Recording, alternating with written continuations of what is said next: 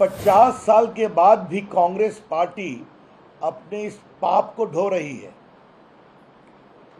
जिसकी चर्चा होते ही तलखी लग जाती है। और देश को बताना जरूरी है कि इमरजेंसी क्यों लगाई गई। 50 साल हो गए तो क्या उस काले अध्याय पर पीड़ा व्यक्त करना भी पाप है क्या? यह है कांग्रेस का सही इतिहास। कल माननीय लोकसभा के स्पीकर ने भारत के लोकतंत्र के काले अध्याय की चर्चा की और आज महामहिम राष्ट्रपति जी ने भी अपने अभिभाषण में की। सबसे घोर आश्चर्य इस बात का है कि 50 साल के बाद भी कांग्रेस पार्टी अपने इस पाप को ढो रही है, जिसकी चर्चा होते ही तलखी लग जाती है। कांग्रेस पार्टी एक प्रकार से छटपटाने लगती है। What is the problem of Congress party? You want to own the sin of the murder of democracy in 1975? 50 साल हुए हैं तो देश के लोकतंत्र के इस काले अध्याय की चर्चा क्यों नहीं की जाए?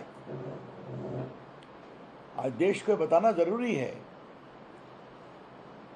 कि इमरजेंसी क्यों लगाई गई। इंदिरा गांधी का election petition Allahabad high court ने सुना राजनारायण की शिकायत पर और उनके रायबरेली के इलेक्शन को सेटिसाइड कर दिया। उसके खिलाफ वो सुप्रीम कोर्ट आई। सुप्रीम कोर्ट से उनको पूरा स्टे नहीं मिला। उसके बाद इमरजेंसी लगाई गई और इस इमरजेंसी में क्या क्या हुआ? लोकनायक जयप्रकाश नारायण गिरफ्तार हुए, अटल बिहारी वाजपेयी, लाल कृष्ण आडवाणी, नानाजी देशमुख, मधु दंडवते, लालू प्रसाद, मुलायम सिंह यादव, नीतीश कुमार, ये सभी गिरफ्तार हुए थे। रामविलास पासवान। हम लोग जेपी मूवमेंट के सिपाही थे, बहुत यंग थे हम लोग, छात्र। हम लोगों ने इसका विरोध किया था। हम लोग जेपी मूवमेंट में मीसा में पहले ही बंद हो गए थे। कुलदीप नैयर ऐसे वरिष्ठ संपादकों को गिरफ्तार किया गया था मीसा में। प्रेस पर सेंसरशिप लगाई गई थी। इंडियन एक्सप्रेस का पब्लिकेशन बंद कर दिया गया था। आप सरकार के खिलाफ एक शब्द नहीं कह सकते, लिख सकते। हजारों की संख्या में जबरन नसबंदी की गई थी। दिल्ली में तुर्कमान गेट को नेस्तानबूद कर दिया गया था। सुप्रीम कोर्ट और हाई कोर्ट के जजेस को सुपरसीड किया गया था, मन माफिक फैसले नहीं दिए थे।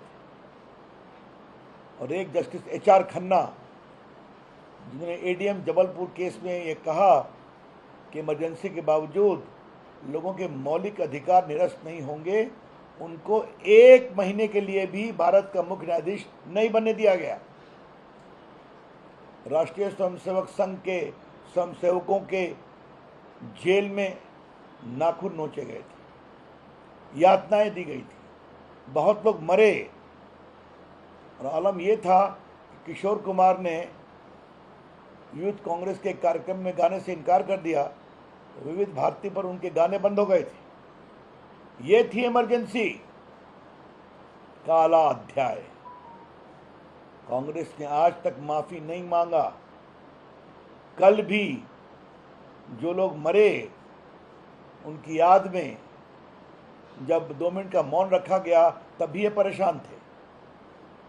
आज मैं DMK के लोगों को बताना चाहूंगा, उनकी सरकार को, श्री करुणानिधि के मुख्यमंत्री थे, उनकी सरकार को जबरन इमरजेंसी में इंदिरा गांधी ने डिसमिस किया था।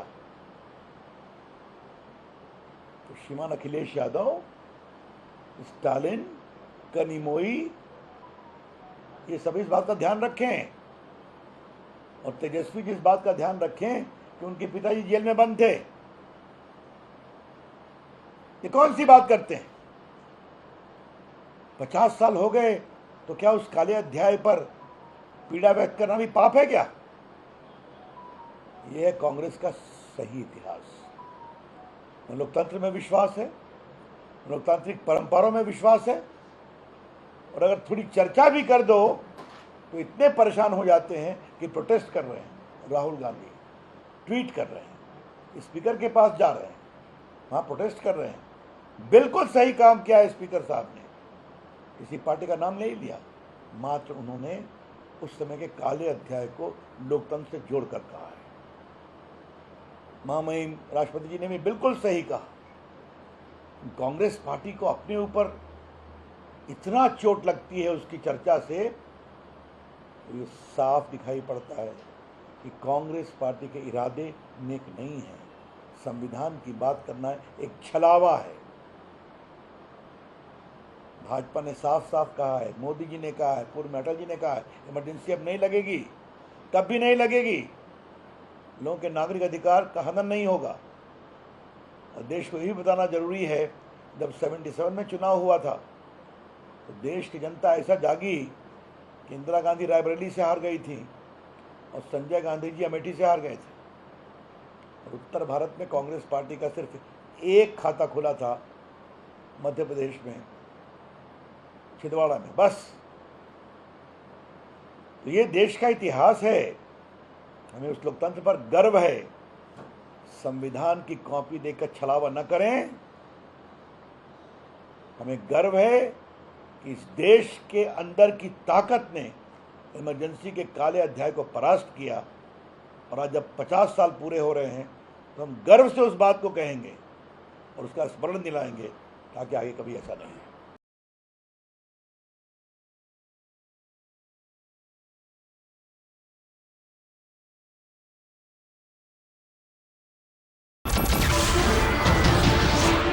नमस्कार, मैं हूं मानक गुप्ता।